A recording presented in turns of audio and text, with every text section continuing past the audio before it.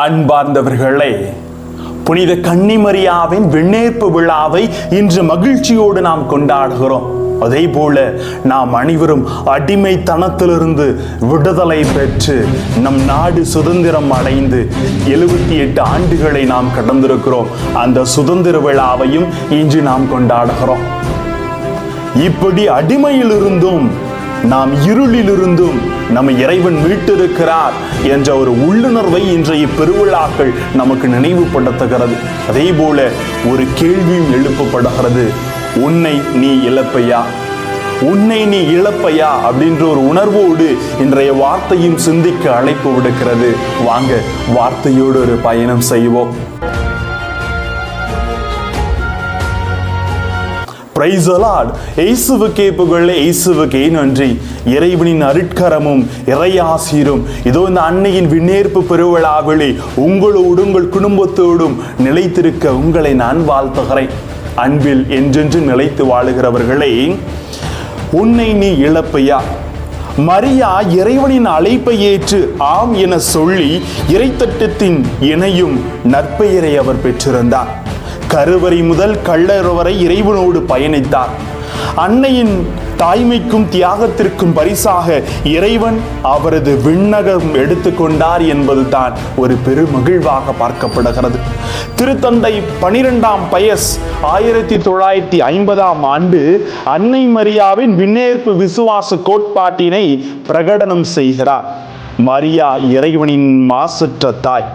அவரது மன்னக வாழ்வின் பயணம் முடிந்த போது உடலோடும் ஆன்மாவோடும் விண்ணகம் ஆட்சிக்கு எடுத்துக் கொள்ளப்பட்டார் என்ற அந்த திருச்சபையின் முழுமையான கோட்பாடின் நம்பிக்கையை தான் இன்று நாம் சிறப்பாக கொண்டாடுகிறோம். அன்பார்ந்தவர்களே, ஆம், இறைவன் தனது பணிக்காக இறைவாக்கினர்களை அழைத்த பொழுது அவர்களிடம் ஒரு தயக்கமும் ஒரு பயமும் இருந்தது. இறைவாக்கினர் கூப்பிட்ட போதெல்லாம் ஒரு பயம், தயக்கம் இருந்தது. ஆனால் அன்னை மரியா இறைவனின் அழைப்பை முழுமனதோடு ஏற்று அவரது கரங்களில் ஒரு கருவியாக மாறுகிறார். எப்படி என்று பார்க்கின்ற பொழுது, குயவனின் கையில் அகப்படும் களிமண் போல இறைவனிடம் சரணாகதியாக தன்னை முழுமையாக அன்னை ஒப்பு கொடுத்திருந்தாள். அன்பார்ந்தவர்களே, இறைவாக்கினர்கள் அழைத்த போது என்ன நிகழ்ந்தது என்று சற்று திருவிவிலியத்தை இன்றைய பெருவிழாவிற்கு சேர்த்து இணைத்து ஜெபிக்கின்ற பொழுது, இறைவன் மோசையை அழைத்த பொழுது விடுதலை பயணம் 4:10 பார்த்தோம் என்றால், அவரோ நாவன்மை அற்றவன் நான், எனக்கு திக்குவாய் என்று அவர் தனது தயக்கத்தை தெரிவிக்கிறார்.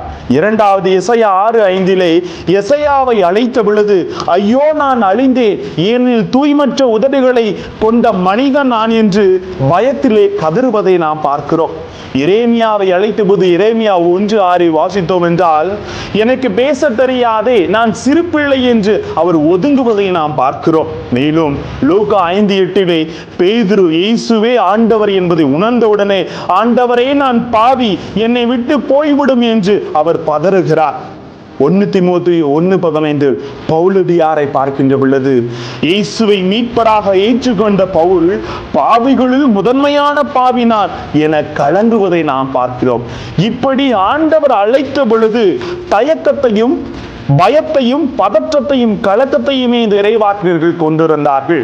ஆனால் அன்னை மரியா கடவுளின் அழைப்பை புரிந்து கொண்டு, அன்னை மரியா நான் ஆண்டவரின் அடிமை, உமது சொற்படியே எனக்கு நிகழ்த்தும் என பதில் கொடுத்து கடவுளின் பாதங்களிலே சரணாகதியாக ஒப்பு கொடுப்பதை பார்க்கிறோம்.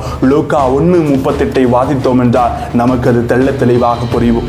இப்படி நாம் அனைவரும் இந்த சுதந்திர நாட்டிற்காக போராடிய நமது போராளிகளும் கூட தயக்கத்தை தூக்கி எறிந்து, பயத்தை தூக்கி எறிந்து, பதற்றத்தை தூக்கி எறிந்து, கலக்கத்தை தூக்கி எறிந்து அவர்கள் நமக்காக போராடியதின் விளைவாகத்தான் நமது இந்திய நாடு சுதந்திரம் அடைந்து 78 ஆண்டுகள் கடந்து இன்று அதை மகிழ்ச்சியோடு நாம் கொண்டாடுகிறோம். அன்பார்ந்தவர்களே, அருள்மிக பெற்றவர் என்று எலிசபெத் அம்மாள் இன்றைய நற்செய்தியில் சொன்ன பொழுது, அவளது அழைப்பை ஏற்ற உடனே அன்னையின் வயிற்றிலே அந்த குழந்தை மகிழ்ச்சியால் துள்ளியதை நாம் பார்க்கிறோம். உமது வார்த்தையை கேட்டவுடனே குழந்தை வயிற்றில் துள்ளியது என்று எலிசபெத் அம்மாள் பறைசாற்றுகிறார்.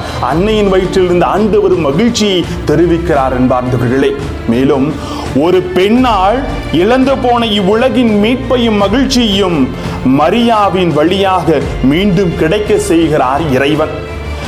தீயோனுடைய வார்த்தையை கேட்டு அதை ஏற்றுக்கொண்டு செயல்பட்டதன் விளைவாக அழிவை தேடிக்கொண்டாள் ஏவாள். கடவுளுடைய வார்த்தையை ஏற்று அதை உள்ளத்தில் நிறுத்தி செயல்படுத்தி வாழ்வை தேடிக்கொண்டால் நமது அன்னை மரியாள். அதாவது பிறரது கணிக்க ஆசைப்பட்டு சுயநலவாதியாக மாறி போனால் ஏவாள். பிறரின் மீட்புக்காக தன் திருவயிற்றின் கனியை அர்ப்பணித்து பிறர் நலவாதியாக மாறுகிறாள் அன்னை மரியாள். இப்படி அன்னை ஒவ்வொரு தருணத்திலும் நாம் வாழ்வு பெற தன்னையே அவர் இழந்து கொடுத்திருக்கின்றார். தன்னை இழந்து முழுமையாக நம்மை மீட்டெடுத்திருக்கின்றார்.